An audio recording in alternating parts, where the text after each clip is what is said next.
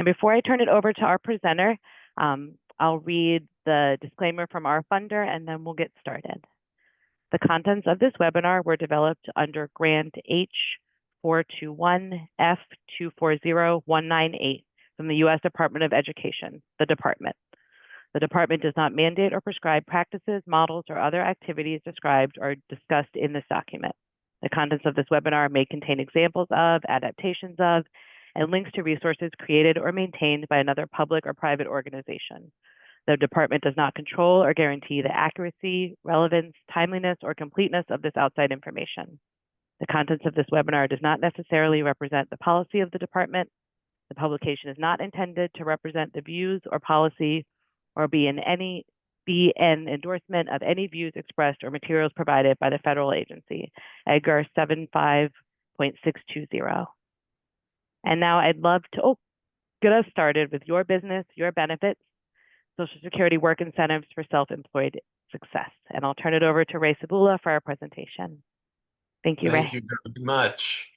Good morning, everybody, or good afternoon. It's lunchtime now.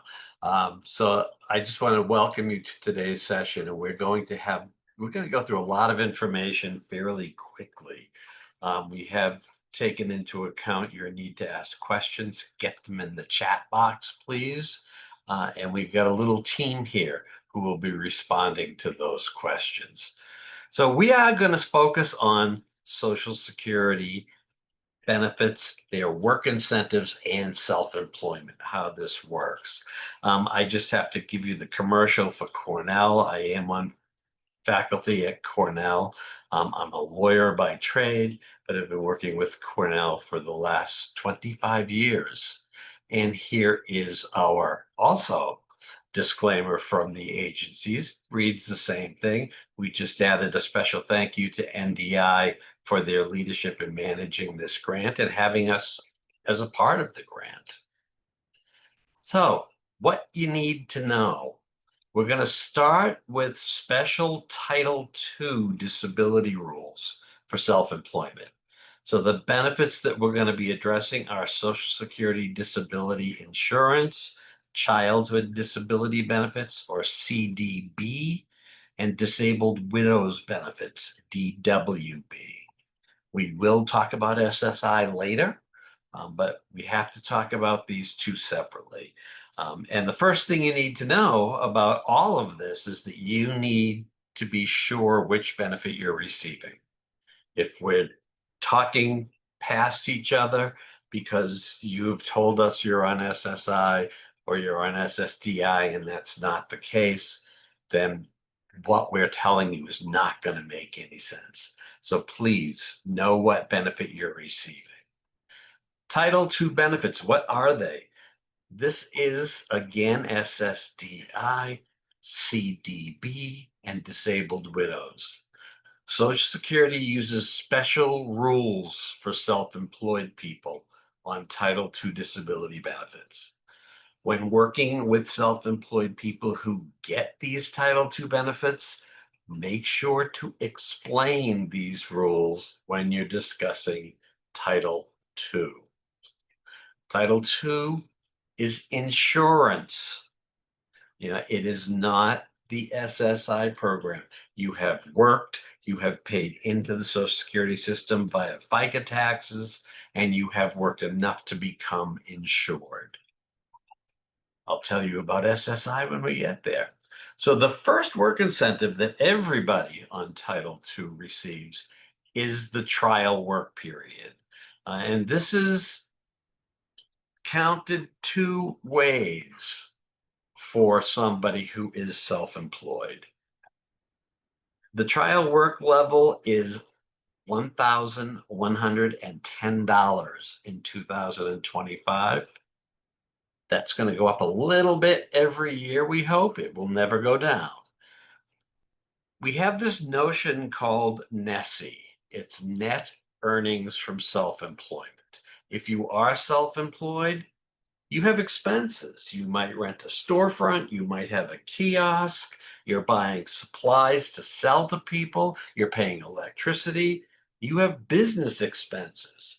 And all of those business expenses that are very similar to the IRS business expenses for taxes, will be deducted from the gross that your business takes in.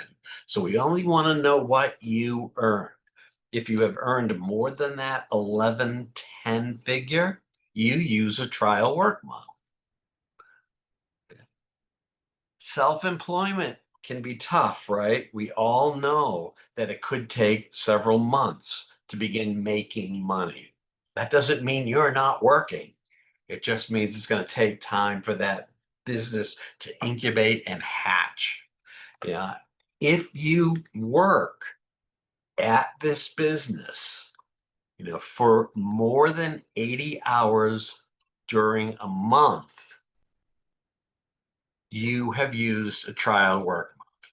So we look at the first test, which is just the NESI and your countable income. And then if that doesn't apply, we check to see how much you're working every month. Whoop, Angela just put up 1160 for trial work. My error. Thank you. So two different ways of looking at it, because we know people can work really hard and easily work 80 hours a month, but not be at the point where they're making money yet. What are the rules for trial work period? Self-employed people will get the full amount of their Title II benefit every month during the trial work period.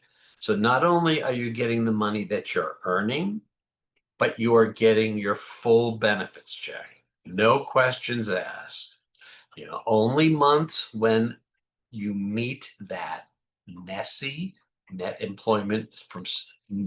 earnings from self-employment, or the 8-hour test are going to count for that. So if your countable earnings are below 1160 and you're working less than 80 hours a month at this business, you will receive your benefits. And after that, during trial work period, we're going to get you your benefits. This is a twofer. It's a great way to begin to wean yourself off of benefits because it's giving you a break. And for self-employed people, it's giving you a break of paying benefits right when you need it, where your business may not be bringing in as much income as you expect. After all 9 months are used, Social Security is going to look. They're going to check your file and check all of your reported income and make sure you have used 9 months in a 60-month window. So if you think about it, you can have lots of trial work months, but if you never catch 9 of them in a window that moves every month, you haven't finished yet.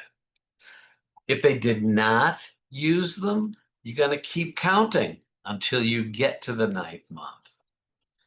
If you have used your trial work period, then the trial work, if you have got the 9 months, I'm sorry, if you've got the 9 months and 60 months, then your trial work period is over and we move into the next part of these rules. Trial work's really a good thing. Remember, you're getting your money, your earnings, and you're receiving full benefits and health care for that entire 9-month period. Now, substantial gainful activity, which I think, I'm going to ask Angela again. I think it's 1620 this year. Can't be sure now. Commonly called SGA. We're going to look at that as the next threshold that we're involved with. We're moving into a period of time that's called the EPE, the extended period of eligibility. Sometimes it's called the re-entitlement period, but we know that once your trial work period ends, the month following that begins your EPE. Whether you're still working or not, it's going to run.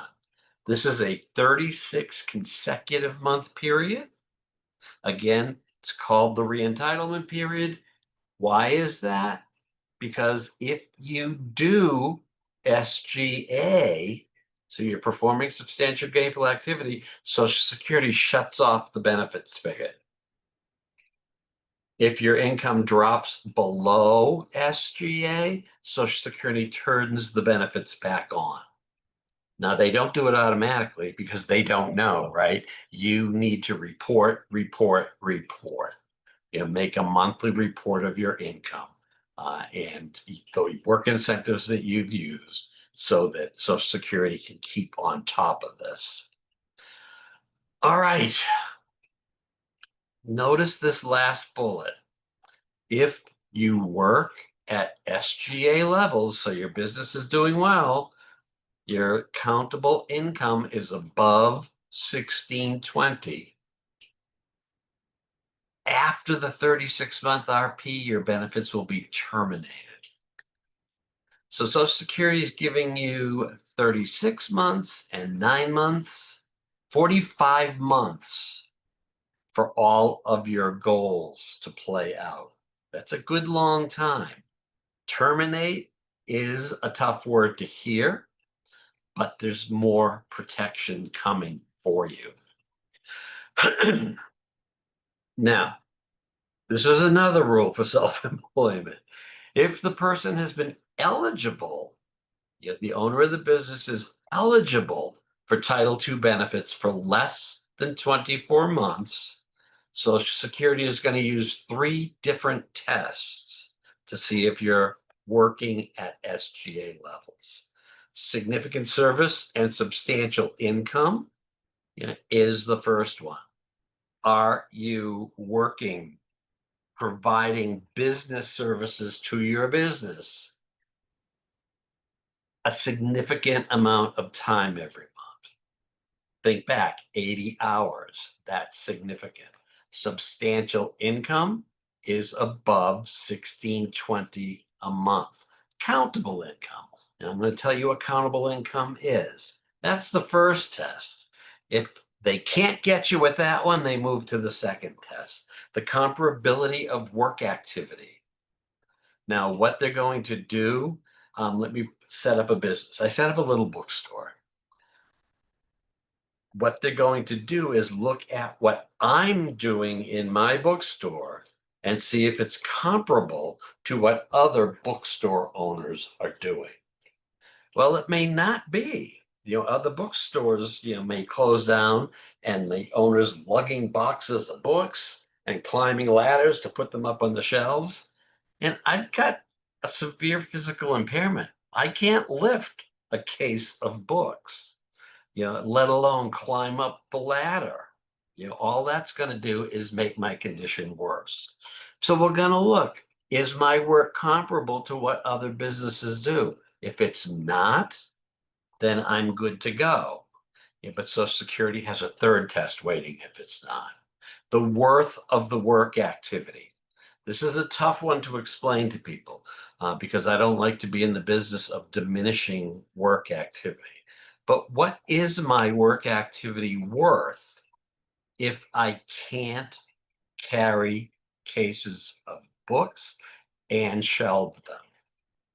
That's got to come off. I may be paying myself $20 an hour. If those 2 items are worth $5 an hour, Social Security is only going to look at $15 an hour. That's if you've received benefits for less than 24 months. After 24 months, it's much easier because Social Security is just going to look at the standard income test. Social Security will subtract work incentives from your net earnings. So after all those tax deductions, those business expenses, to determine countable income. So it's not just the business expenses. We've got work incentives coming that are going to provide more deductions. If the countable income is more than SGA for the year, then the person's working at SGA levels and the benefits will either be ceased, during that 36-month period or potentially terminated after that. Work incentives are important tools. They're amazing to reduce countable income for people who start their self-employment after 24 months. And it's such a dramatic difference. If you're on benefits for 22 months right now, wait 2 months before you start because it makes a great deal. So self-employment SGA tools, we've got a bunch of things here. And this is where it gets really fun, at least for me. Impairment-related work expenses, or IRWEs, IRWE. Unpaid help and unincurred business expenses. Those are two very unique things to this, to work incentives for self-employed people. Impairment-related work expenses, oh, that looks like my beagle. I love beagles. These are wonderful things. They're deductions from your gross income, from that NESI. After business expenses, we get to NESI. Now we're going to take more away. They're for items or services that enable you to work, are necessary due to your impairment, and is paid for by you without any hope of reimbursement. That could be a copay for pain medication. I'm going to stick with my bookstore. My impairment causes pain. That's why I can't lift and climb ladders. Pain medication. How about physical therapy? How about massage therapy?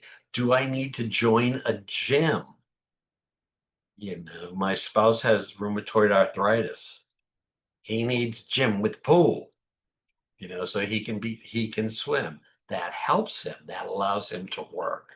So even a gym membership could be an IRWE.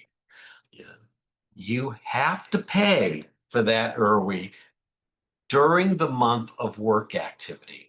There are some things that you could do in anticipation of work. If you have your storefront, maybe I'm using a wheelchair on some days. I need to make that fully accessible. So I'm going to build a ramp. I have to build it before I open my business, or I'm not going to be able to get in. So I can build that ramp and then begin to charge or make deductions from my income when I open the business. These must be approved by SSA, and that's a weird thing because you can give them a list of 5 different IRWEs. And you won't know that it's been approved until you see that Social Security is reducing your income below that SGA level. So there's none of this calling up and saying, hey, I need a ramp on the front door of the store. Yeah, sure, it sounds reasonable. Do it. And then we'll see if we can deduct it. So it's only when you see it being used that it has been approved. Policy to practice tips. So if you're going to be a benefits planner out there, this is for you. If you're getting yourself started in business, you pay attention to. Certain items or services may be approved as IRWEs, even though they are also needed for non-work activity. Now, the prescriptions are perfect, right? If I take a prescription and have to take a pill every morning and all night, I need it. It means I need it all during the work week as well. Now, if I stop taking I always use, I'm going to say my bookstore is only open Monday through Friday. So if I stop taking my prescriptions on the weekend, it's not likely I'm going to go to work. So it's the cost of your entire month. And it may be something that you need. If I have a walker to help me get around the store when I get tired or have a little extra pain, I may use that at home. Doesn't matter. That entire cost is an IRWE. And you can find these, the program operation manual system is Social Security's driver manual. This is the book that the workers and the local offices use. you can use this site. You can go on to Google, SSA POMS, DI 10520.020, and you're going to come up with all kinds of information about IRWIs. This other bullet here says the impairment must be of record. Now, what does that mean? It means that Social Security considered that impairment when they made the decision that you were disabled. So if you've developed something new, if I have diabetes and I'm developing a visual impairment, I have to tell Social Security about that impairment. And then I could claim IRWIs that apply to the vision impairment. And again, IRWIs is subtracted from net earnings from self-employment, NESI, to reduce countable income below SGA. We're trying to keep income below SGA to keep the benefits coming in until your business is really running on its own, really stable and providing you at least what you're receiving in benefits. Here are some examples. Supported employment services. Well, yeah, of course.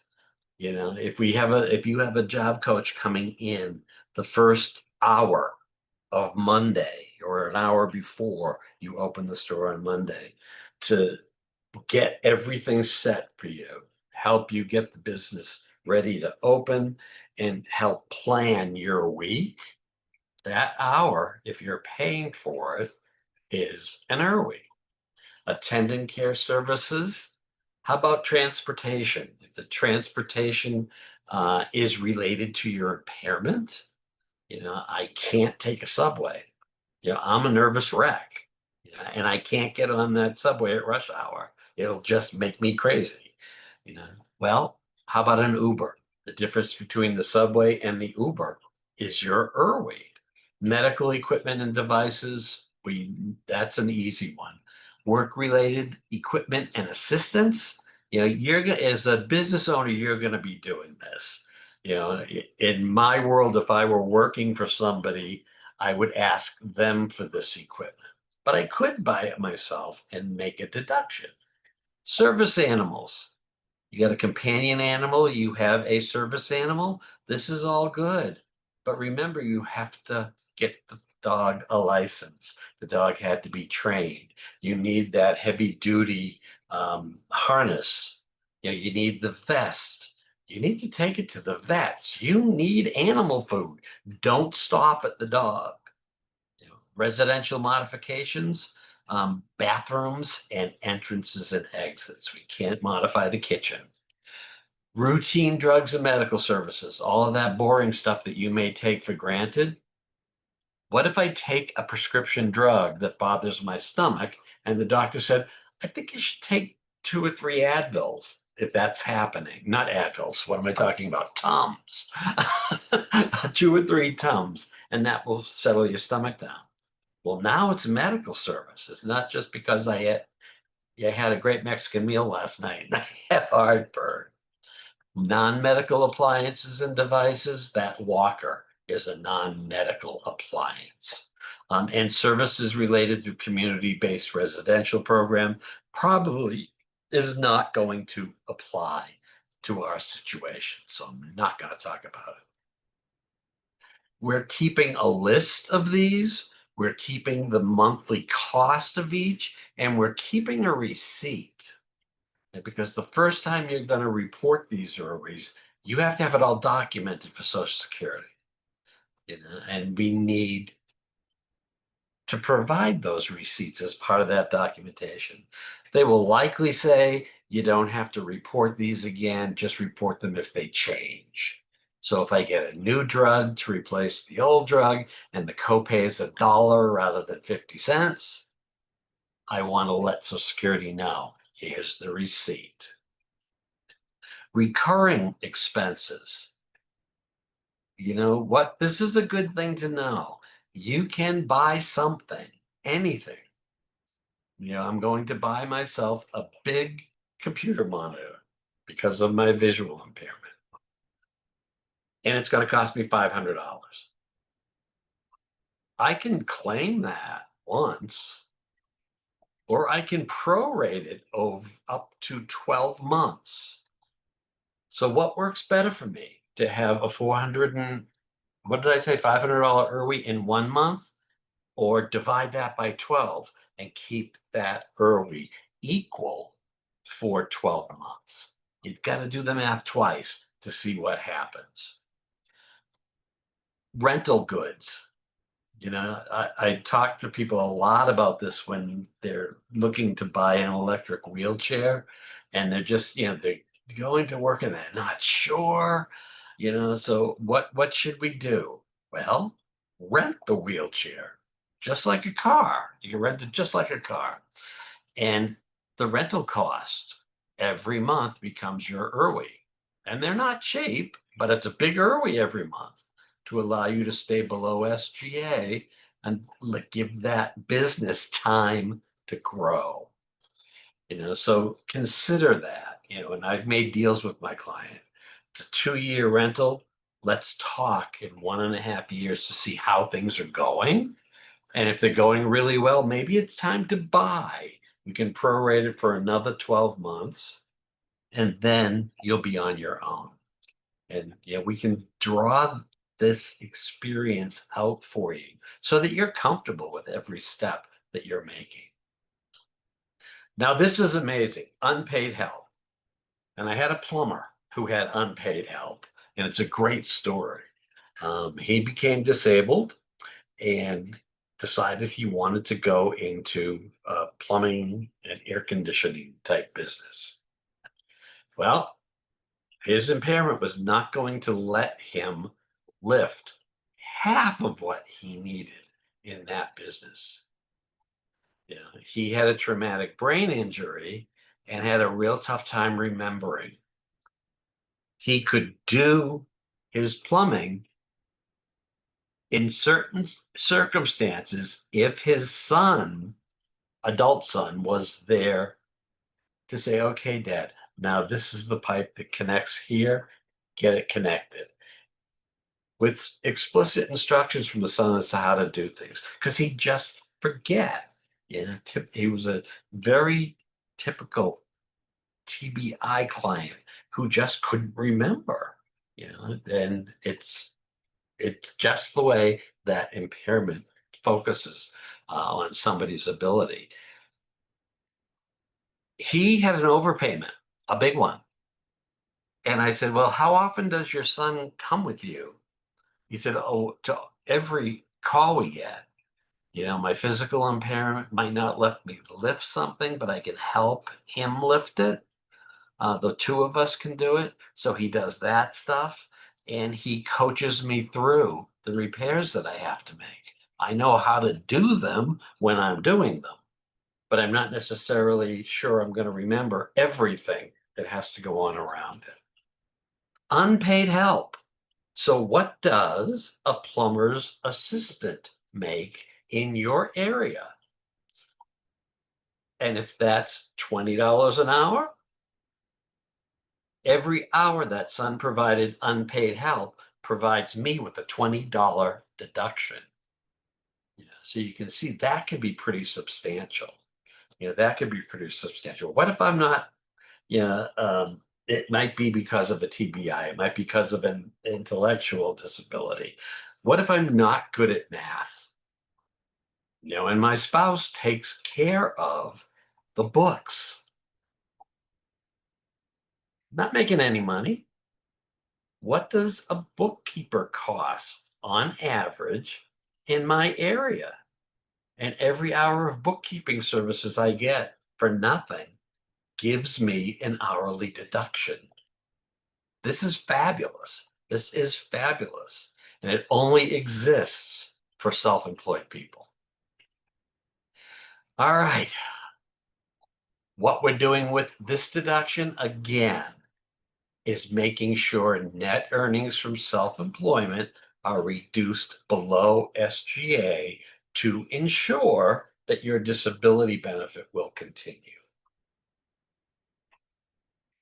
Now, Policy to practice, what does Social Security need? The name of the person providing help, the relationship of that individual to the self-employed worker, and we're not picking on families. It could be a family member, it could be a friend, it could be, anybody. The types of services and the amount provided, and an estimate of the reasonable value of the goods and services provided. Google, again, Google is your friend. What does a plumbing assistant get paid in the greater Santa Fe area? Yeah, that's going to be enough evidence because you're going to get a lot of information from that one little Google search.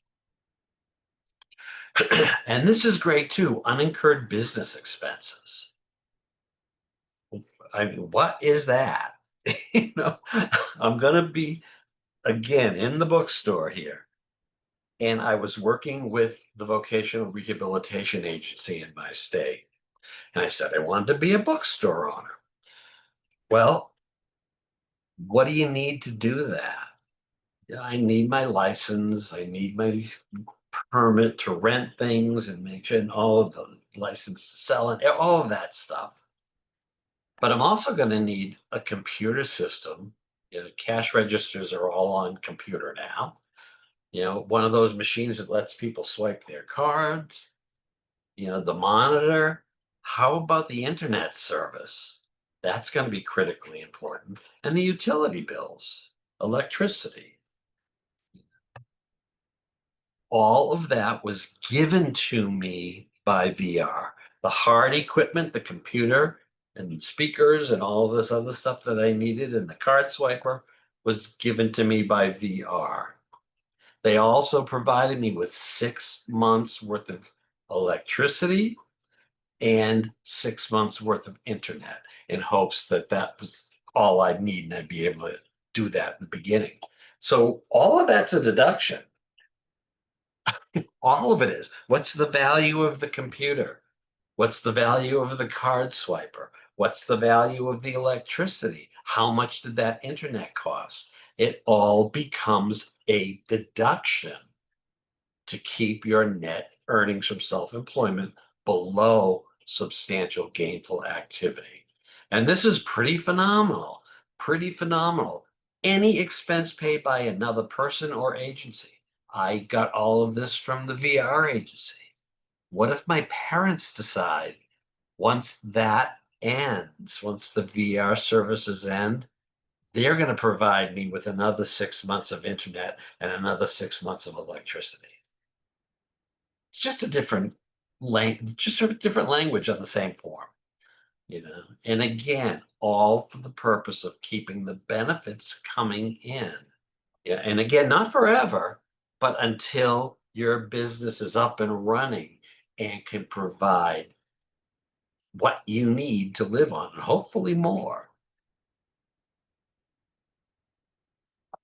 All right, policy to practice. What do we need for unincurred business expenses? The agency name or the person who's paying it, the reason the goods or services were provided. VR is going to say it's a business startup. That's why. My parents are going to say because we want to see his business succeed. That's good enough. The time period for which they're provided, internet for 6 months from VR, internet for 6 months from my parents. And how much does that cost? Here comes a receipt again, right? We need the receipts. It could be one you print out on your own. When I pay my bills, my receipt shows up on my computer screen. So I do it all through the bank. Yeah, that's all I need. Print that out and give it to Social Security. Now we go into some of the general work incentives that still, again, allow us to keep earnings below substantial gainful activity.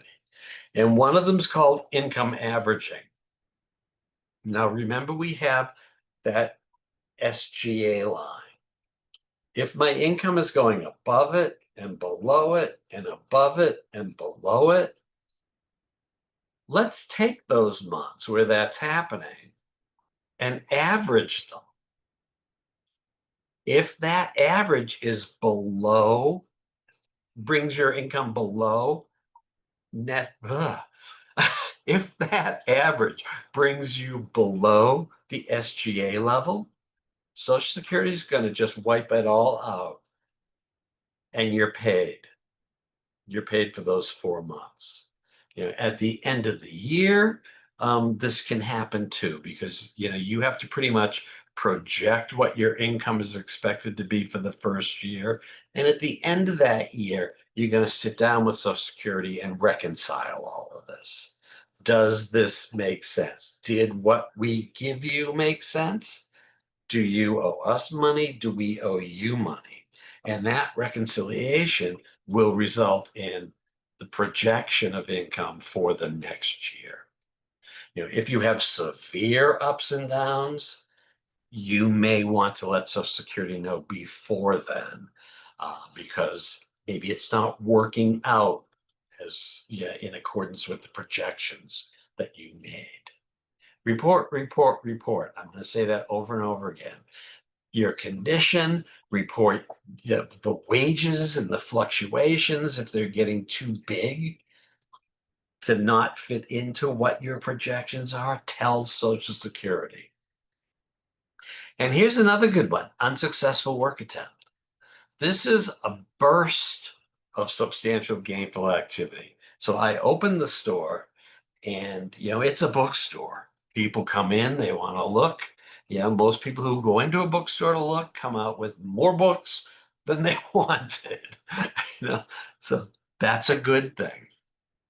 Maybe, I'm SGA for 3 months, and then my impairments start acting up again.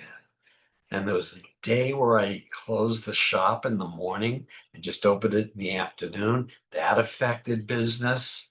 It's not real good to close the store when you said it's going to be open. And so business started going down. Was that because of my impairment? Yeah, it was. Or something significantly related to that impairment. And what you can do at that point is say, this was an unsuccessful work attempt. Social Security will look, and if they say, yes, you were working at SGA, your impairment caused that SGA-ness to go away, erase the entire period. You'll be paid for all of that period. And we start over again. This period of unsuccessful work attempt can be no longer than 6 months. So if I work 6 months at SGA and it happens in month 7, it's not an unsuccessful work attempt. That's just the rule Social Security makes us live with. Unsuccessful work attempts and income averaging can be used as many times as you need to. At some point, remember, during that extended period of eligibility, Social Security can cease those benefits. That's what we're talking about. That's cessation. We're erasing it. But there's going to come a time where that cessation's there and you can't erase it. If the cessation sticks, unsuccessful work attempts and income averaging cannot be used any longer.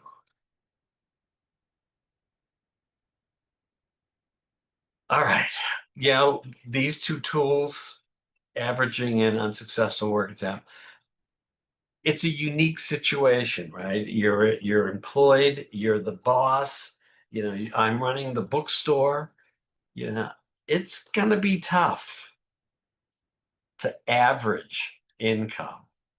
Although maybe it'll work out this with the season coming up, right? Christmas is coming up, people are gonna buy more books. My income might go way up and then go way down after people return all the books. So they're going to rarely occur in self-employment, but it's something for you to be aware of, because everybody who's using these tools has a severe disability. And if it gets in the way, remember that you've got tools to deal with that.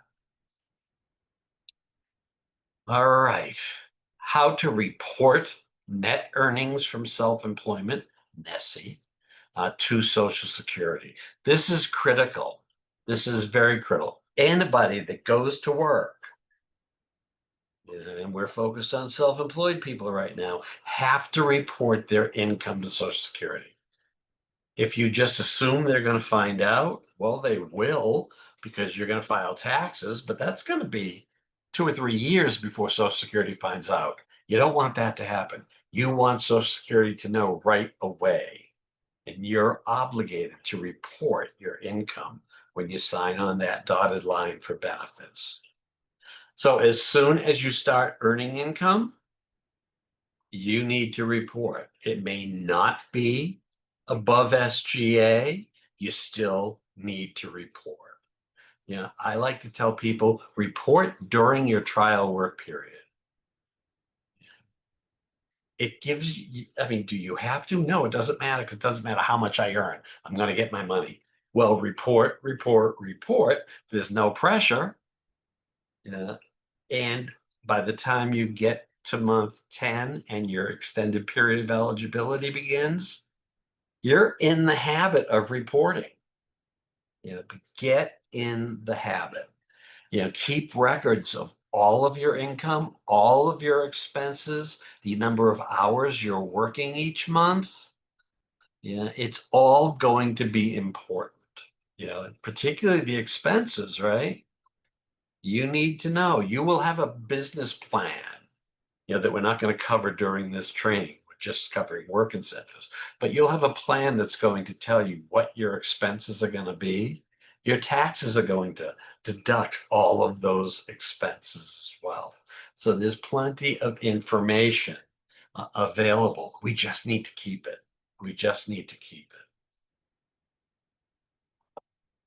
Social Security is going to use projected income and expenses the first year. We talked about that. We're going to, what do you think? What do you think you're going to make? And if I say $1,500 a month, I think, I'm not sure. Maybe we could average that up to $2,000 a month, because you're really not sure, are you? It's a guess. Social Security is going to set that year up at $2,000. If I don't have deductions from that net earning from self-employment projection, I'm above SGA and I won't get paid. Well, you can wait till the end of the year and do that reconciliation meeting to see if you were entitled to any more money during the year, but maybe you don't want to. Maybe you don't want to. If they're assuming you're doing SGA work and they're not paying you and you fall below SGA, you need to report that right away. Get that spigot turned back on, so that you have enough money to meet your personal needs. Again, once you have that reconciliation interview, that's going to be your projection for the next year. It's a little awkward, but it's the only way Social Security can do it. And that's what the rules say. So annual reporting of self-employment income, you have to report this by April 15th. Yeah, that sounds like tax day. It is tax day, but we're talking about reporting it to Social Security. So self-employed people who get a Title II benefit or SSI, which we haven't talked about yet, must submit federal tax returns, including all of those schedules. So all of your deductions are going to be on one schedule. Even if you get an extension from the IRS, so let's say you delayed, and it's now April 12th, and you make an appointment to get your taxes done. If your appointment's after the 15th, you've violated the Social Security rule. The extension only applies to the IRS, right? You need to give some documentation to the Social Security Administration by the 15th. And that could be general stuff. It could be your notes, all of this, and the business records that you're keeping every month. But they have to have something by the 15th. Social Security will use this to project again, as we said, for the next year. Along with that information, they should not be using just your tax return. They should be using the other information that you provide about what's going on at that business. There's still, unincurred business expenses, or unpaid help. We divide that projection by 12, and that's the assumption we have for the next year, every month of the next year. That's the way it's going to work. Again, if it doesn't work for a couple of months, please tell Social Security. You don't have to wait till the end of the year. All right. Reporting major changes during the year. Didn't we just cover that? If you change the business, I have a bookstore, but I think I'm losing to some of the bigger bookstores. People come in and they say, I like having a small, locally owned bookstore, but I can't get a cup of coffee here.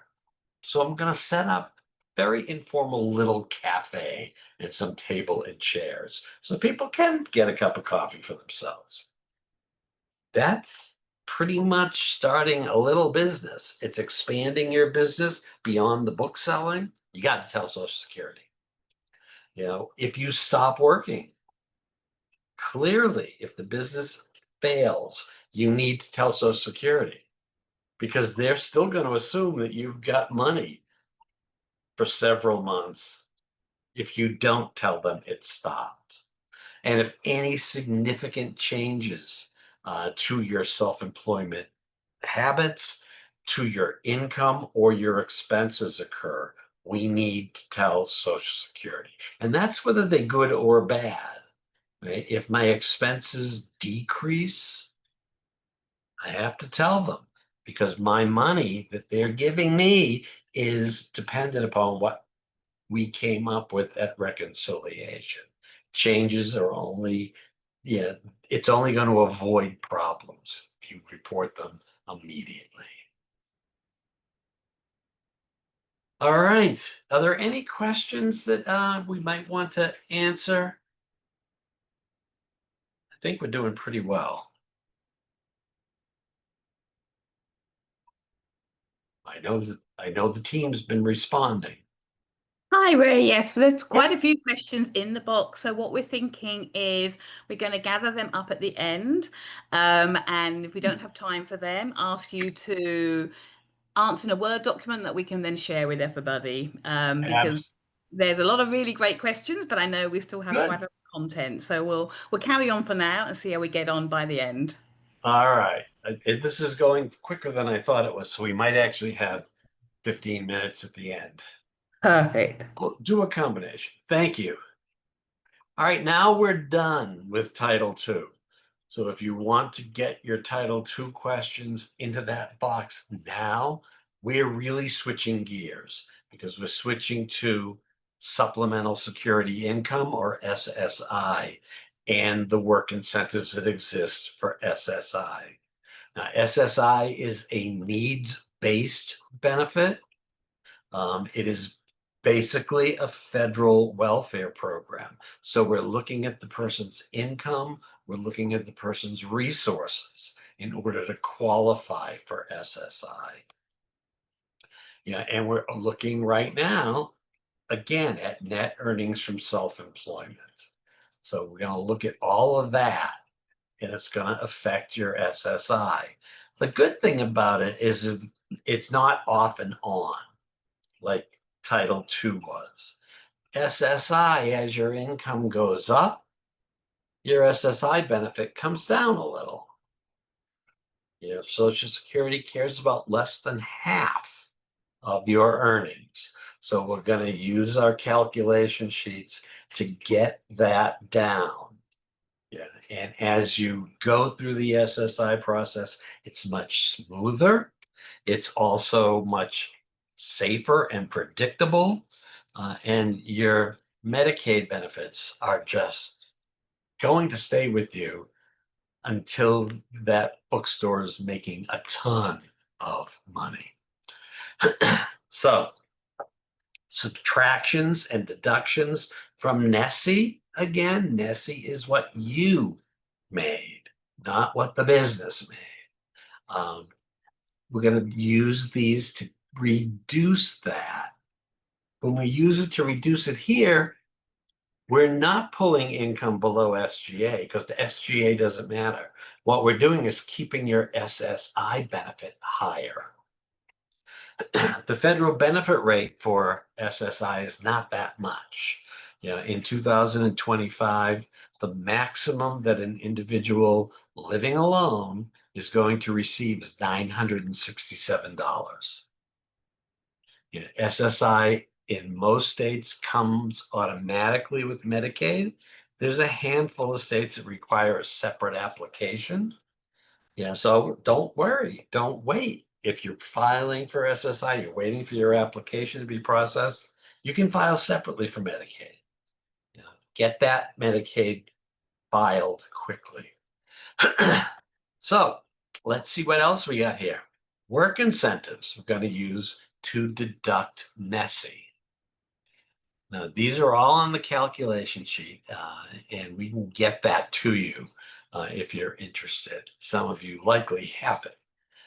So we're going to deduct a student earned income exclusion if you are under age 22 and regularly attending school. You got to find out what that means, right? What's regularly attending school? And what is this exclusion? It's a gold mine. It's a gold mine. The general income exclusion. We always look at unearned income first. So what unearned income could you have? SSDI benefits are unearned income for SSI. Winning the lottery is unearned income. So there's lots of things that's unearned income. If we have none, and most SSI recipients don't have unearned income, we get to take off a $20 monthly exclusion. Then the earned income exclusion is $65 a month. We then look at IRWIs again, just what we talked about on the other side. What are they? And we're going to look at keeping records. We need those receipts. And in the SSI program, we're going to benefit 50 cents to the dollar. I've spent $1, I'll get 50 cents back. Why is that? Because after we put these IRWIs in, we divide all of the income by 2. Social Security cares about less than half of your wages. I have never done a calculation sheet for an SSI recipient that doesn't show at the end of the month you will have more money if you work. Blind work expenses. This is available only in the SSI program. It's a product of the power of the blind lobby. And this is remarkable too. These deductions are completely remarkable. And then we have a PASS plan. A plan where you're saving money according to a schedule and you're spending money in accordance with the schedule to become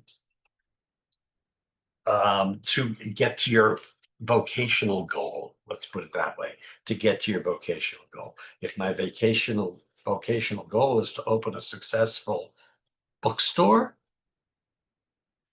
I could get a lot of these items, services that I need by putting a PASS together.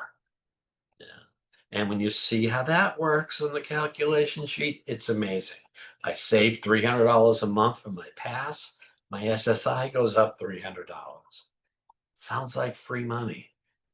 My buddy Ed did call it that. He said, this is free money. So let's talk about that PASS plan. This is an SSI only work incentive. Somebody who's on SSDI could potentially get one, but they need to create SSI eligibility. And remember, that's a low income program, low resource program. So it can be tough. Yeah. And what you're going to do is set aside some of your income, some of my NESI, right? I'm going to set that aside into an account that is protected from resources. So if I need $20,000 to reach my goal, I can actually save that. If I get a gift from somebody, that could go into the past plan. Can't put your SSI in there. That's the only trick. And it is to achieve a specific work goal. Opening up a bookshop is a specific work goal. Becoming a teacher, is a specific work goal. Yeah. So we can cover the cost of obtaining an education, receive training from some kind of vocational training. How about starting your business and not just putting all the plans together, but starting the business? Part of that, you want to go take a few classes on how to run a business. Yeah. Purchasing support services. Notice this is almost limitless, and it truly is. This has to be approved by Social Security, and there's a special past specialist that's going to look at it. And they don't want them to fail. They don't want to deny. You can complete the Social Security form, which is 545BK, and you can get that online at ssa.gov/forms. And then you can send it over to the past specialist. There are other ways of doing this where you might have a past specialist who is looking at parts of your plan, saying, yeah, this is good. Yeah, well, I know you're going to need a car, but a brand new Maserati is not what you need. You probably need a Honda with a hatchback. So we might get a little Honda SUV. We're not going to buy you fancy cars. Once it's approved, you can begin and start making very explicit and directed savings into your separate pass account and begin to spend just on what you said you needed. If I'm a teacher, I need a computer. I may need some clothes. I'm a college guy. I need some dress clothes so I can get a teaching job. I need a car. I can't grow up to be a car, but I can grow up to be a teacher who needs a car to go to work. So we're going to plan that out. If you're still getting your education, maybe you don't need the car yet. We'll buy the car at the end. We got to get the computer and all of that stuff done. Same thing for self-employment. If you need, let's say, a pickup truck, getting one of those great big Ford things, that you need a ladder to climb up into is not what you're going to get. You might get a Toyota Tacoma, something reasonable. Then you work. What happens if something happens? Like I have an exacerbation, and now I need some help to get those books off of the truck and into the store, right? I can save a little extra. I can amend this plan and change it up so that I have enough to pay somebody as an employee to do that. That requires you to go back to the past specialist and change the plan. If you change it on your own, it's not going to work. Because remember, the money in that pass account is protected from that resource limit for SSI. And if you break the pass by doing something that wasn't prescribed, the shelter is gone. And you may not be eligible for SSI any longer. So make sure you keep in touch with that specialist. Business plan resources, pass applications with a work goal of starting a business must submit a business plan, and not something that I wrote down. This list is not a business plan. This is a formal business plan that's going to have to be professionally developed. And there are resources out there. The Service Corps of Retired Executives, or SCORE, are great. These are actually business people who now help new entrepreneurs develop those business plans, and they can do a great job for you. And not only in the business plan area, but planning when things are going to happen, planning on what extra resources you may need for things, and they can mentor you on how to run a business. The Small Business Administration, the SBA, has also free resources to develop a business plan. This is very, very important, and these are exceptional resources. That business plan must be submitted with the pass application. Now, what would happen if you submit a pass plan with a goal for self-employment without it? Not much. The pass specialist will likely get in touch with you and say, before I can process this, I need a business plan. Why don't you try SCORE or SBA? These specialists are really looking to make your pass work. And they're generally pretty nice people who are encouraged when people come in and ask about work.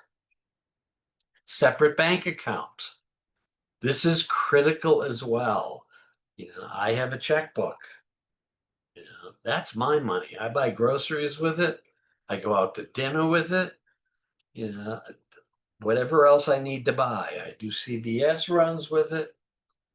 I can't put pass money and commingle it because there's no clean way for Social Security to see what is pass money and what isn't.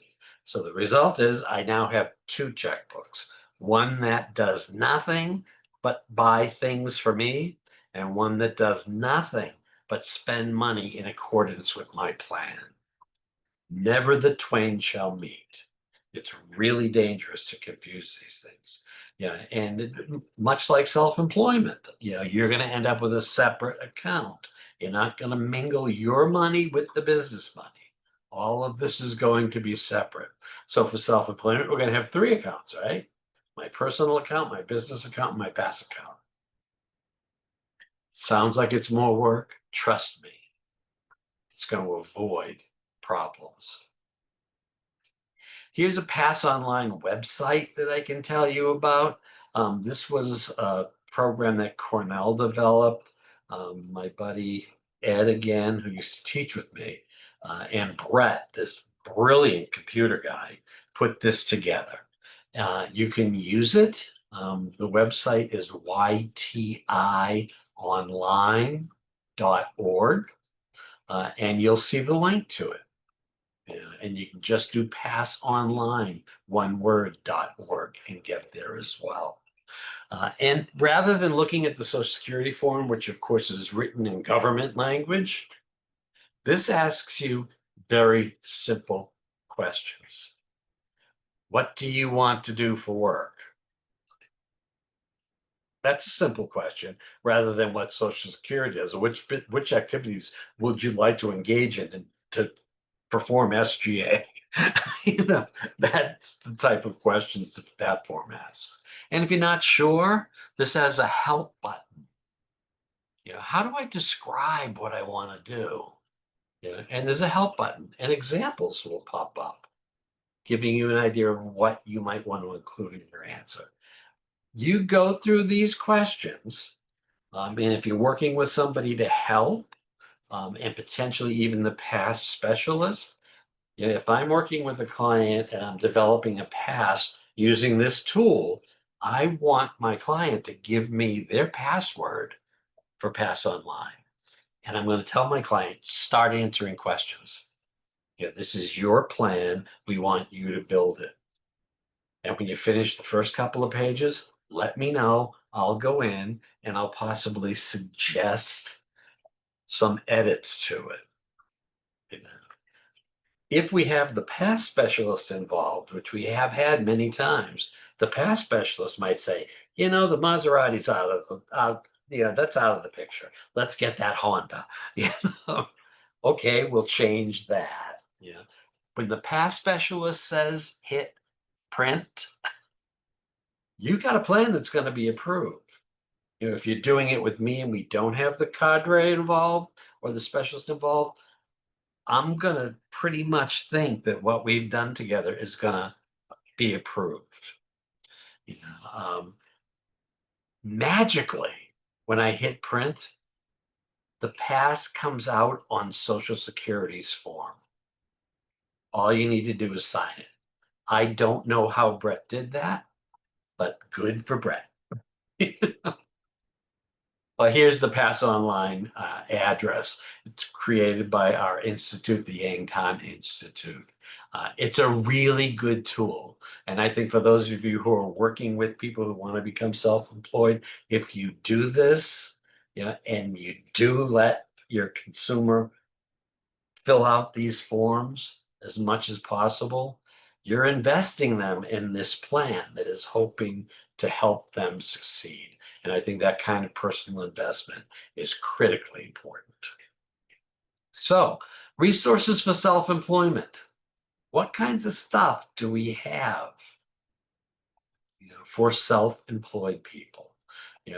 How about ABLE accounts? And how about property essential for self-support? S. Both of these things are going to allow you to accumulate money, accumulate tools, accumulate inventory, and not bump you out of the SSI resource level because they're protected. So that's a great way to do things. Social Security has a resource limit, $2,000 for an individual, $3,000 for a married couple. That's not a lot of money. If you come in at the beginning of the month, that's when they snap their camera and see, oh, Ray has $2,050. I'm not eligible for $967 that I was getting from SSI. So protecting as many resources as we can is very important. Those figures of $2,000 and $3,000 came into being in 1989 and haven't been touched since. This requires an act of Congress to change. Okay, if an individual has more resources than the limit, they're not eligible. That's as simple as it is.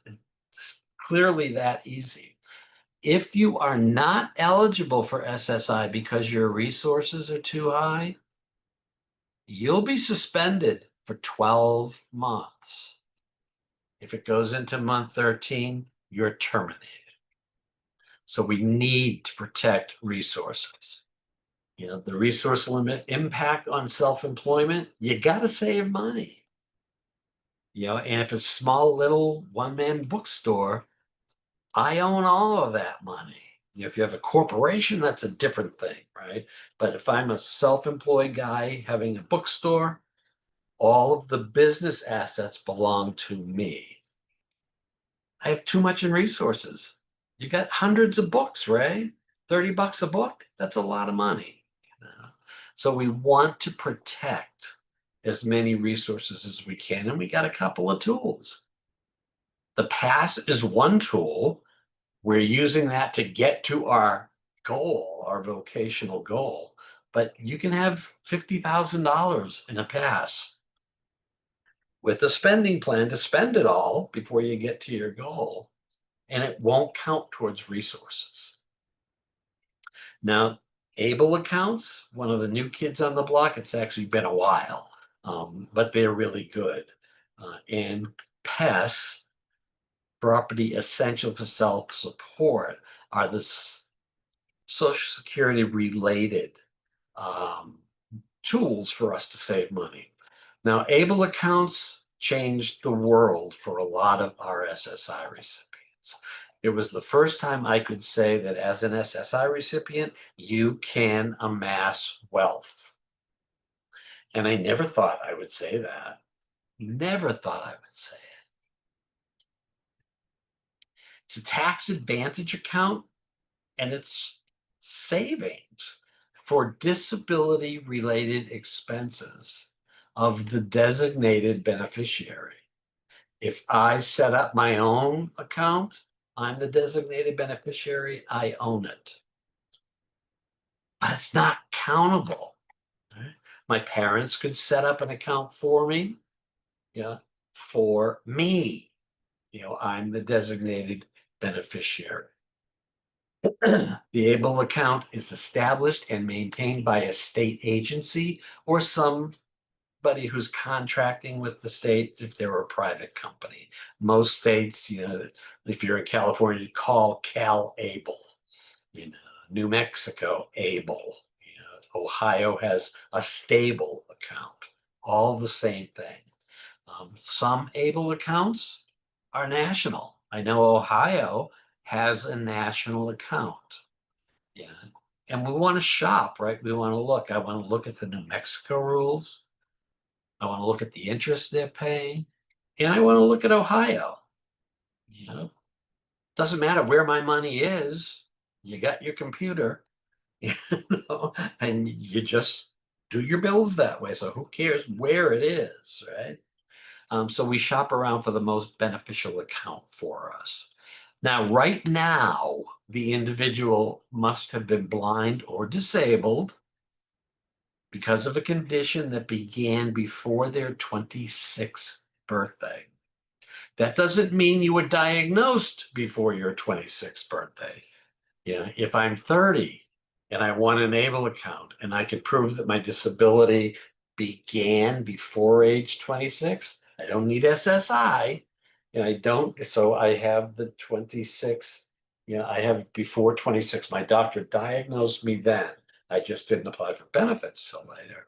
I have an ABLE account. Good news coming on January 1st of 2026. That age is going to increase to 46. And I think we're really going to see some massive growth. Just think about, if you're in the audience and you're thinking about your own business and you want to engage in self-employment, how old are you? Yeah. My guess is, 26. I'm not ready to start a business. I'm not thinking that yet. But by 46, maybe. So I think we're extending this to exactly the population who needs it. Be sure to check the state regulations. They're all generally the same, but they have different tweaks. Shop, absolutely shop. Check if Ohio takes national. That Connecticut takes national. But I want to know how much interest. If Connecticut's going to pay me 2.5 and Ohio's going to give me 3.5, I want my money in Ohio. Particularly if there's businesses involved, because we could have a lot of money. We gotta be particular here about this one point. If I am an SSI recipient and I use my earnings to put into my ABLE account, those earnings count as income for SSI. So we're deducting it, and then we're putting the money in. It just is a resource exclusion. But the resources that you're going to you'll be able to save are significant. What happens? Maybe I'm told by Social Security I'm not disabled anymore. In Ohio, that doesn't matter. If my doctor says I have a disability, I can get an ABLE account. So what does Connecticut do? Do they require you to be disabled according to Social Security? Well, I'm still looking at Ohio now. That's giving me a better deal. Contributions, any person can contribute, including the designated beneficiary. We're looking at a person as the IRS sees it. So that maybe my parents set up a special needs trust for me. That trust can take the maximum amount that you can put into an ABLE and put it in an ABLE account. Thereby making this money available to me to do what I want. Yeah. I said disability qualifying expenses. That it's a barn door that you can run many horses through. It's very, very liberal. And that little business or that state agency is going to check and see, did you make deductions that were all qualifying? Now you can put $19,000 into your account in 2025. That's pretty good. So my parents can put that much money in every year, or my trust can put that much money in every year. Yeah. In addition, if I am making money, I could put up to $15,060 from my wages into that ABLE account this year. Now, notice I keep saying this year. I hope, this IRS number, this maximum for the ABLE account is tied to the IRS gift rules, and potentially the amount of wages I can put in will go up a bit every year. We will generally hear about some of these increases between October and December. And when I find out about it, I make it as well known as I possibly can. It all depends on the cost of living, right? So we got to figure that out. What's a qualifying expense? Education, housing, transportation, food, employment, training, and support. Let's look at all of that you can do. I can spend a lot of my money on my employment, on training. I want to have, I'm going to have to pay a mentor to come in once a week, to just make sure everything's going well. Have him give me pointers as to what I should be doing or could be doing better. My ABLE account could pay for that. Assistive technology, health, preventative services, wellness visits to the doctor or anybody else you need to see for that purposes. Your wellness. Here's that gym membership again, right? If I work and I come out of work, exhausted, and I'm a nervous wreck because, okay, that was not a good day, and I go to the gym, maybe that's the cure, right? Let's look at wellness. Financial management, administrative fees, and legal fees, of course, they're going to come out of your account. So I want to know that. What does Ohio charge for administrative fees and management? What does Connecticut charge? Expenses for ABLE account oversight and monitoring. This could be putting money into your business account. I want to make sure that my ABLE is appropriate. It's going to pay for the state agency to look over these things. If I want an independent audit of my spending to make sure it agrees with what the state says, and I need to pay for it, the ABLE account can pay for it. And basic living expenses. Basic living expenses. I know I put this into my ABLE account to support my business, but it wasn't a great month, and I need $250 to pay the rent. the ABLE account is money that doesn't count as a resource. When I take it out, it doesn't count as income. So it can fill the gap on those bum months. SSI exclusion of contributions and earnings. Contributions, individual contributions to an ABLE account, again, will not reduce countable income. So if Andrew works and puts $500 of his earnings into an ABLE account, the $500 goes through the SSI calculation and reduces his SSI benefits. But when he puts it into the bank, it's not a resource. Not a resource at all. Third-party contributions are completely excluded. And this is a good trick.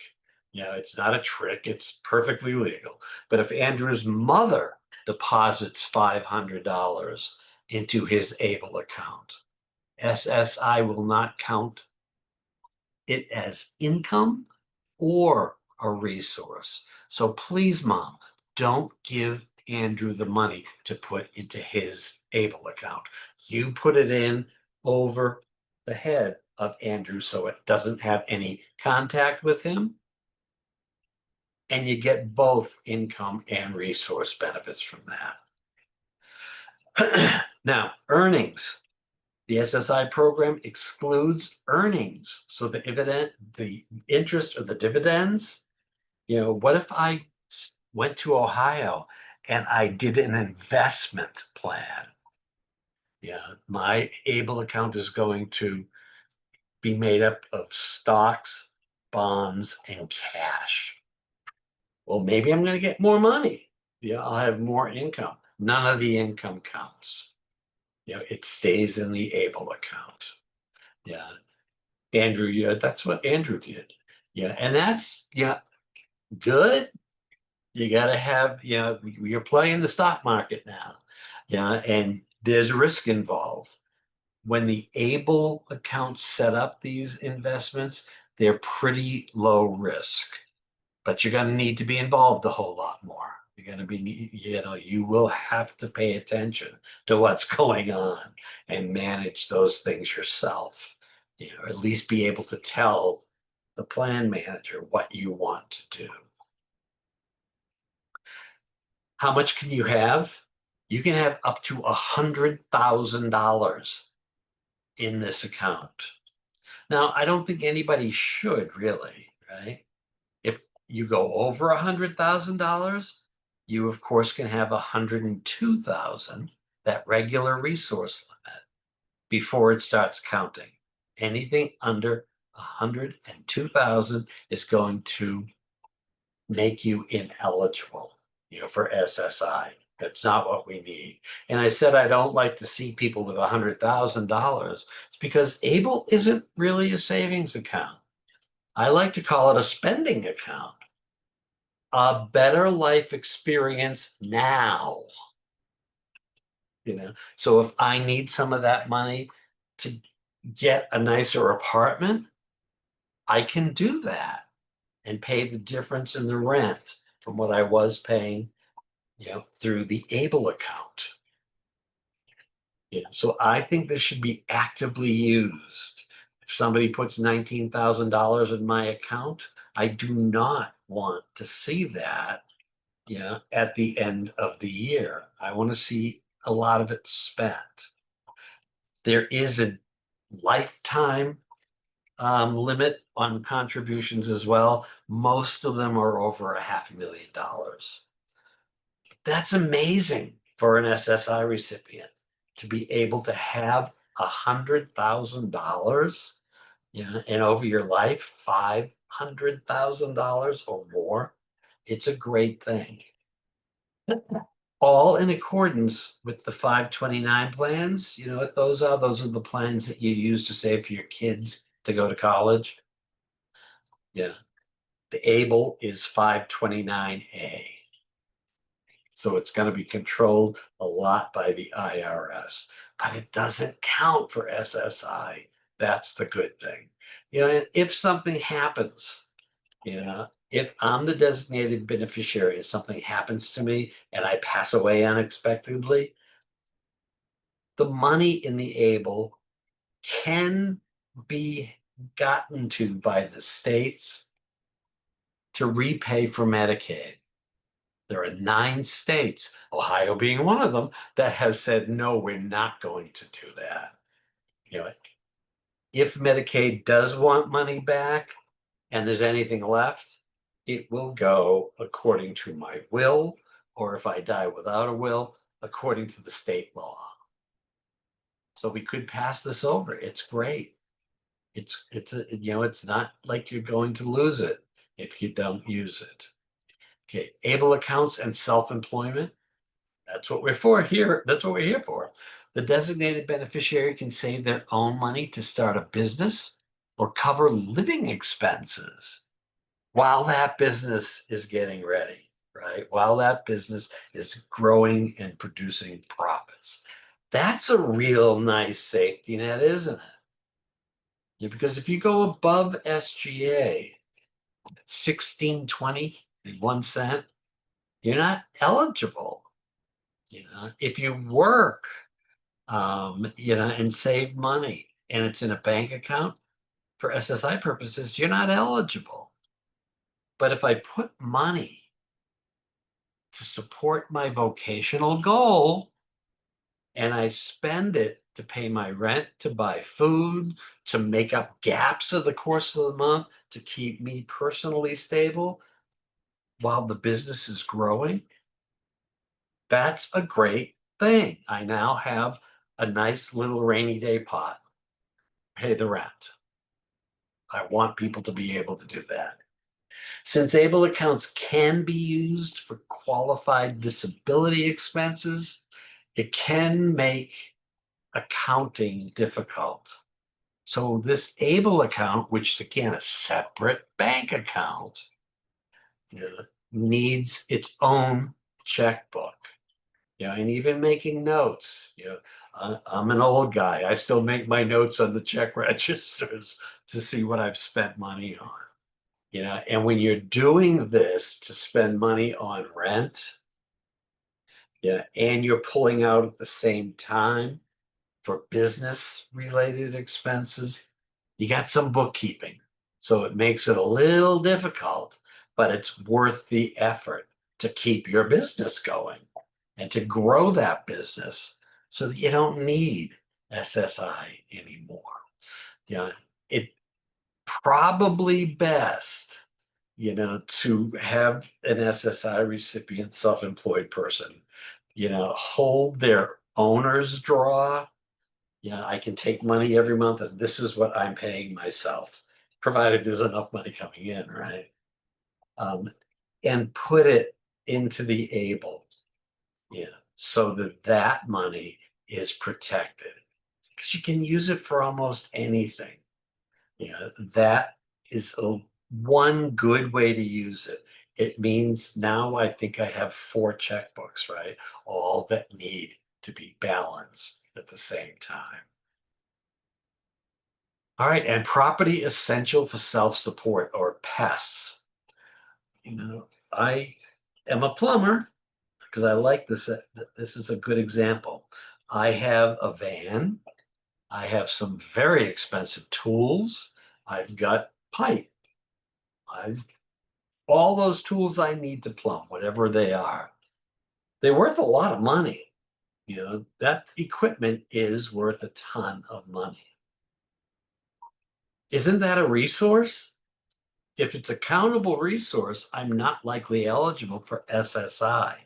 But if it is property essential for self-support, it doesn't count as a resource.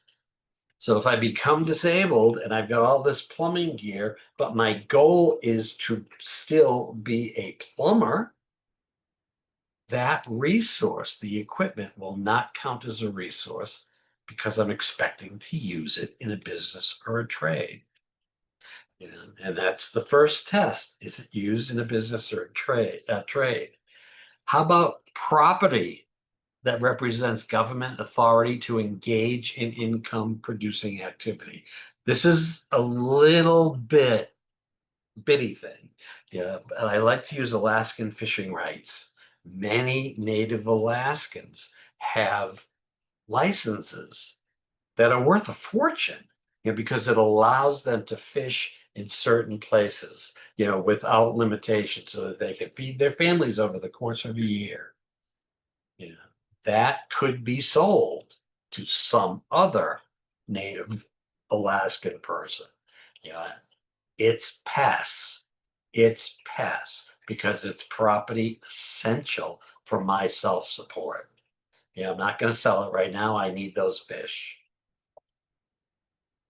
Why it matters? Many self-employed people need to maintain stock and supplies to operate their business. Look at all of those books. Look at all of that coffee. I need that. And it's worth more than $2,000, but it's PES, property essential for my support, and it doesn't count as a result. Now, annual reporting of self-employment income, once again, April 15th, your tax return has to be filed. If you're entitled to, or if you're on SSI. People who work and begin their business development while they're on SSI may not have filed taxes in a very long time, or maybe not at all. That's something that has to be done. And again, even if you have an extension from the IRS to get it done on May 15th, Social Security wants it on April 15th. If you're paying somebody to do your taxes, another business expense that can be deducted, that person will be able to get you enough documentation to satisfy Social Security if you give them enough time. So you're going to be wanting to look at mid-April having your appointment. When I go to have my taxes done, not self-employed, but when I have my taxes done, when I leave that first appointment, and he hasn't even done the numbers yet, he knows what my expenses were. He knows what my income is. So there's enough information there that he could put together to meet the April 15th deadline. Just got to be on top of that. Social Security will use that information again to project, same as they did in Title II.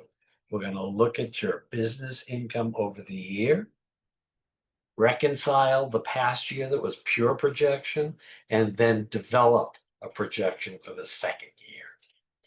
For SSI, Social Security is going to divide it by 12. That's what Social Security likes to do in SSI, divide it by 12. Well, sometimes dividing it by 12 doesn't work. What about a vacation? And I'm going to close the bookstore for 2 weeks. Probably not a good idea, but if I'm going to close the bookstore for 2 weeks, I'm not going to have as much income as I had in the month before and the month after. I want to tell Social Security because the projection isn't right. And I want my benefits during that month with half salary. For SSDI, Social Security also is dividing, annual projected NESI over the number of months in which the person worked. So you're self-employed, you're going to work every month. So we're looking generally in self-employment, both SSI and SSDI will see that divide total income by 12 to project for the next year. Most cases, it works out that way. But again, exacerbations of your condition, how about the business has like outrageous expenses 1 month? It was every 3 months, I get another shipment of books. That brings my NESI way down. I want to tell Social Security that so that I have stable income every month to meet my business expenses and to meet my personal expenses. So healthcare is the last thing we're going to talk about. And I kind of alluded that if you were on Medicaid, your healthcare is going to be there forever. Well, not forever, but for a very, very long time. There are so many wonderful programs. On the SSDI side, Medicare will also be available. The question is, during these extensions, who has to pay the premiums for Part B and Part D? So let's get started. Medicare and the extended period of Medicare eligibility. Again, Title II, SSDI. People who get the Title II benefit don't get Medicare coverage until they have become eligible for 24 monthly payments. I don't know who made this up. The first 2 years of your disability will not come with health care. If I'm self-employed, do I need health care? Can I pay for health care? Or can I get it from the exchange? Or do I want to go into the websites and compare private plans from Blue Cross and Prudential and all of that? Business expense, right? Yeah. Two groups of people do not have to wait that 24-month period: those with Lou Gehrig's disease and those with end-stage renal disease. Now, both of those are incredibly serious, and without continuous and immediate health care, you're not going to survive the 24-month wait. Those are the only two disorders that Congress has excluded from the 24-month waiting period. People on Title II worry about losing Medicare coverage when they become self-employed. I have been told by many an SSI recipient, I don't care about that $967. I do care about my Medicare. And it's not going to go away. If Title II benefits continue, my NESI is below SGA, Medicare continues. When self-employment is not at the SGA level, I can collect until I am 65. When I turn 65, I'm no longer disabled. I am aged. And I just get it because I'm old now. Extended period of Medicare coverage again. If Title II benefits stop because of work, these are work incentives, Medicare continues for at least 93 months after your trial work period. That's like 7 2/3 of a year, almost 8 years. So my best advice to you is focus on making that business work. Don't worry about your health care. Some people might get more than 93 months. It's a very complicated system. It depends upon when you did SGA for the first time. And I don't even want to go there with you, but just know that you're going to get at least 93 months, if not more. After that, we got to figure out what's going on here, because I said you can keep it, you can keep it, you can keep it. But parts B and D have premiums. Those premiums come out of your SSDI payment, your Title II payment. If I'm not getting a payment because my work level is high, I have to pay those premiums.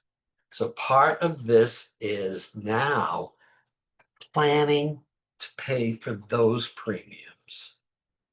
And that part of not your business plan, it's part of your life plan. This business has to do well enough to pay for the $250 I'm going to need on top of my regular living expenses to pay for Medicare when I'm not getting benefits.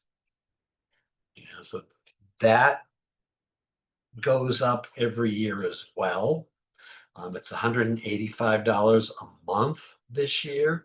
Part D, the average plan is about $42 a month.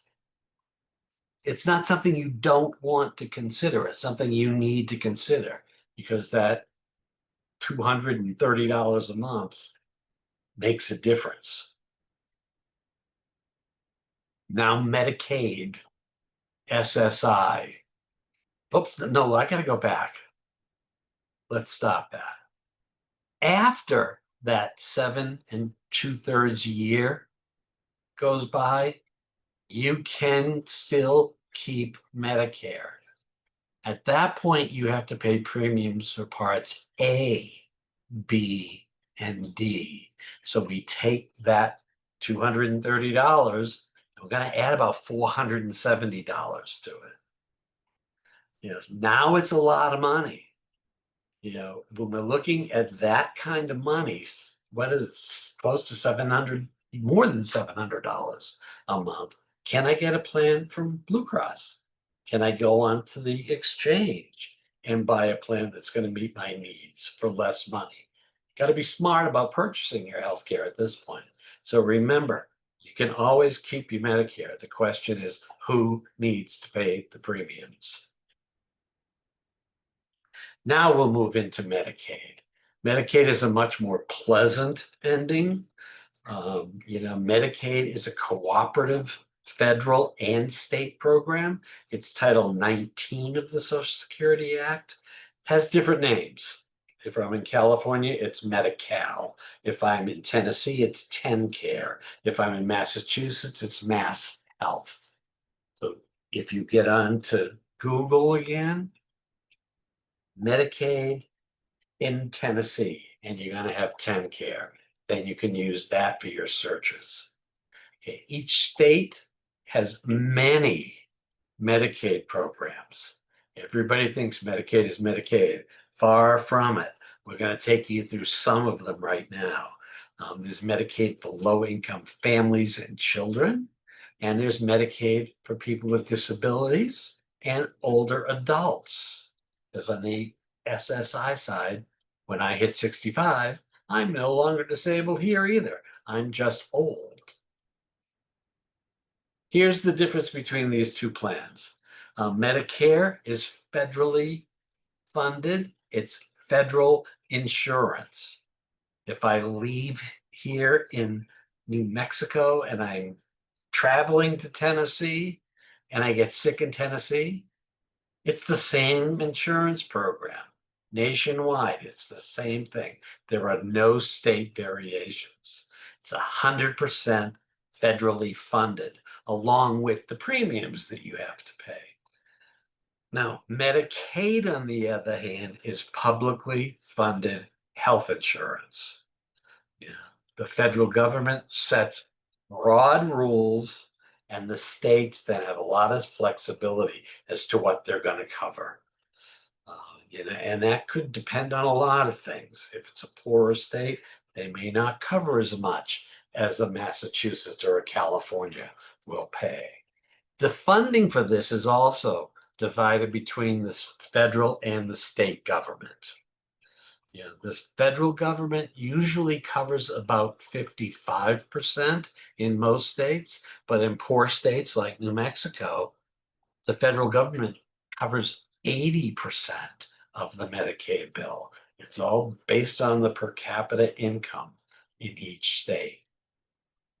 Now, how about both? How about both? I'm on Title II, I get Medicare. If I'm eligible, I can get Medicaid as well.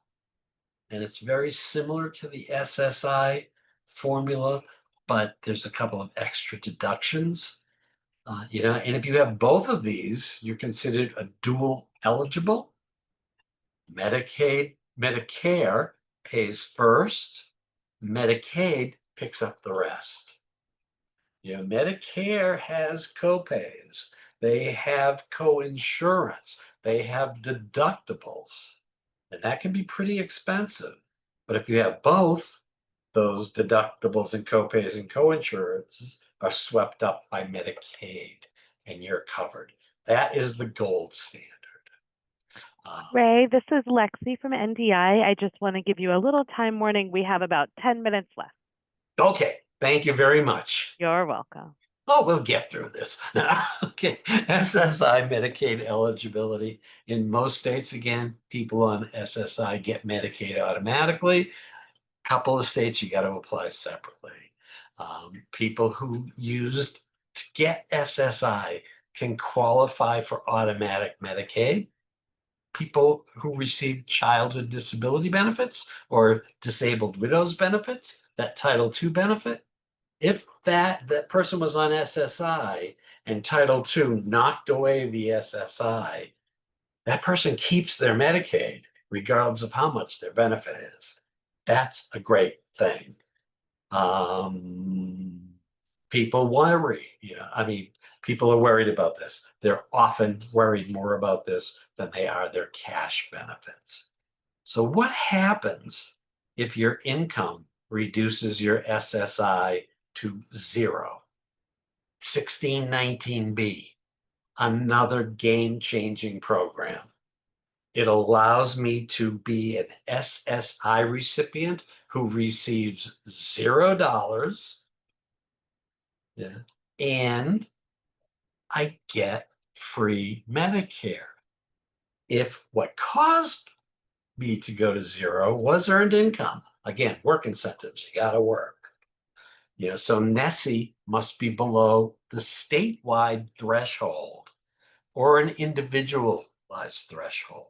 They're going to look at everybody in New Mexico and they're going to say, what is the average expenditure for somebody who is disabled living in the community? And we add that to the number of dollars it takes to cash out your SSI to 0. And that's your threshold. Alaska's threshold is $65,000. I think New York is $43,000 or $45,000. Pretty good. Better than $967 a month. That's really a good program. This program changed everything. So we get that free. What if I go over that threshold? My business is doing really well. I live in Alaska and I'm gonna top $65,000 this year. The Medicaid buy-in for workers with disability. This is a program for people who have disabilities, not who have SSI or SSDI.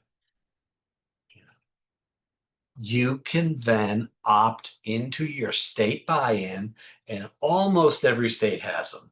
There are a couple of states that don't, but the states that have them, this is exceptional. So we're going to go into the buy-in, which, makes my SSI resource level in most states go up to $10,000 or $20,000. One of those checkbooks can have some more money in it, right? You have to meet the definition of disability, except for the limit on SGA level. So it doesn't matter how much income I have. They're not going to count that 1620 for anybody. You do have to be getting a Social Security disability benefit to qualify. Some states are beyond that. I know Ohio and I know New York, both of those states just say you need to be disabled. Get a note from your doctor and you can buy in. Other states, I'm sure New Mexico, you can't do that because we can't bear the extra expense. Covers workers with much higher incomes. New York's last year level was $100,000 a year. Now, what if I'm not average? I have expensive disabilities. I have a lot of durable medical equipment. I have a lot of attendant care services. I can just say, I am not average. And they will ask, what did you spend on Medicaid for Ray? And that could make that $100,000 go up to $125,000, $150,000. New York is now trying to increase their Medicaid buy-in level to $600,000. Yeah, these programs are also perfect for our folks if they are coming to the end of what you think their Medicaid will be. No, no, no, no, no. There's a buy-in here. You probably will have to pay a premium based on your income, and the premiums are incredibly reasonable. Oh, Lord. Medicaid expansion. We're not going to have any further expansion under the new government, but we are going to recognize the old expansions. And these might be special programs, or they cover more than Medicaid would have as far as income levels go. This is going to work really well for people who are running small businesses. It really is, because there's a room you can go to. All of these plans are different Medicaid plans. Yeah. Often you'll switch automatically, but how lucky do you feel? I want to call the state, tell them I'm switching in, I'm going into the Medicaid expansion. I'm going into the buy-in. I need an individualized threshold. We want to direct our health care. And from 2013 to 2022, Medicaid coverage increased by 2.5 million people for employees of small businesses and 1.3 million for self-employed workers. So look at that. There are plans specifically that will help your business. And that's a good thing. Yeah. Home and community-based services. I liken these to the veterans with service ratings. When I ask a veteran what their service rating is, the 70%, right off the top of the head, they know it. I can depend upon it. If I ask somebody who's on benefits, do you have any waiver programs? They're going to know exactly what waiver they have because they're providing a lot of the services that are necessary to support work. These are services that allow people to live independently. And there are a couple, there's one I'm going to talk about. We don't have time to talk about it a lot. I'm an old guy. Back in Massachusetts, when I was a legal services attorney, AIDS was rampant, right? And people were dying. If you got tested positive, you were going to die. Everybody's in the hospital, very expensive care. So Massachusetts called the Center for Medicare and Medicaid Services and said, we want to experiment.